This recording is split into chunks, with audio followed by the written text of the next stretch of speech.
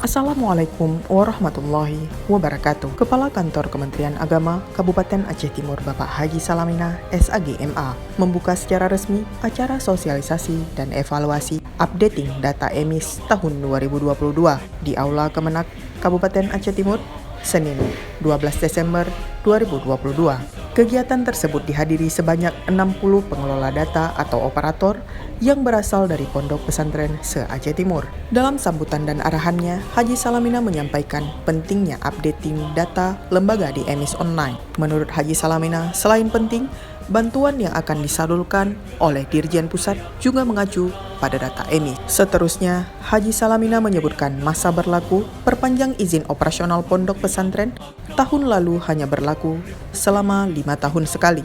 Sedangkan regulasi terbaru berlaku sepanjang masa selama pondok pesantren tersebut masih aktif dengan cara meng-cross-check data santri melalui aplikasi emis di tim Kemenak. Didampingi oleh PLH Kasipede Pontren, Bapak Faisal SAG, memandu jalannya sosialisasi sambil menjawab berbagai permasalahan yang diungkapkan oleh para peserta terkait persoalan atau kendala yang dihadapi dalam pengamplotan data lembaga secara keseluruhan, mulai dari profil lembaga, data santri, data ustadz dan ustazah, data sarana dan prasarananya. Sementara itu, PLH Kasipede Pontren Bapak Faisal SAG yang juga menjabat sebagai Kasipai Kemenak Kabupaten Aceh Timur selaku panitia pelaksana mengungkapkan jika tujuan kegiatan itu dalam rangka pemahaman tentang pentingnya data emis, selain itu juga dalam rangka meningkatkan SDM di bidang IT bagi Ponpes di Aceh Timur.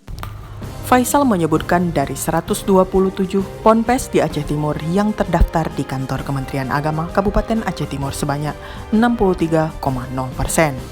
Pada periode semester genap TP 2021-2022. Sedangkan untuk semester ganjil TP 2022-2023 periode Juli sampai dengan Desember 2022 sampai hari ini sudah mencapai 68% dan masih ada sisa waktu untuk mengupdate sampai dengan 31 Desember 2022. Semoga kedepannya setelah sosialisasi ini data emis dapat terisi 100%, harap Faisal.